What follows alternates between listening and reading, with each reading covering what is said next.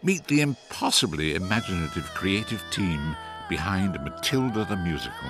We're lucky enough with the original source material here that we started with a fantastic story. It's got children overpowering monstrous adults. Magic and superpowers. The book is very episodic, hard to put that book on stage. And it's been adapted by Dennis in a fantastic way. I got involved because the RSC asked me, did I want to write the book for Matilda, and I thought that sounds like a really good idea, you know. Matthew Warchus, the director, said the RSC have the rights to turn it into a musical, and I opened my mouth and didn't shut up for about 20 minutes. It did sort of start kind of occurring to me that this book meant a lot to a lot of people. There is a sense of responsibility that you feel when you embark on changing genre on such a well-known story. It was vital that it didn't become saccharine or simplistic, and we didn't want it to be too mainstream. The process of writing it was mostly spent making stupid jokes and giggling. And then you suddenly get an idea for a character or a moment or something, and you write it, and then suddenly 2 years later there are all these people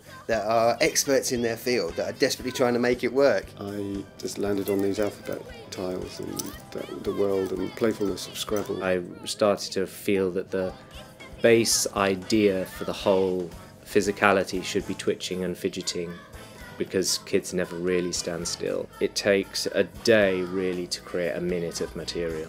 When I was working on the long speeches with the kids, I was often asking them to just have more attack, to get more attack vocally. And I thought, I know what we've got to do. We've got to send them to boxing, and they've got to learn the speeches while they're having boxing lessons. It's one of those rare shows where you get an awful lot of entertainment in one evening in all sorts of ways. I hope people take away how precious, oh, it's going to make me cry, how precious childhood is. People are really deeply affected and kind of uprooted by it in a way that they're really grateful of. In a way, kids and adults get the same thing, feeling energised and naughty, and hopefully they'll go away with a copy of the album, a couple of t-shirts.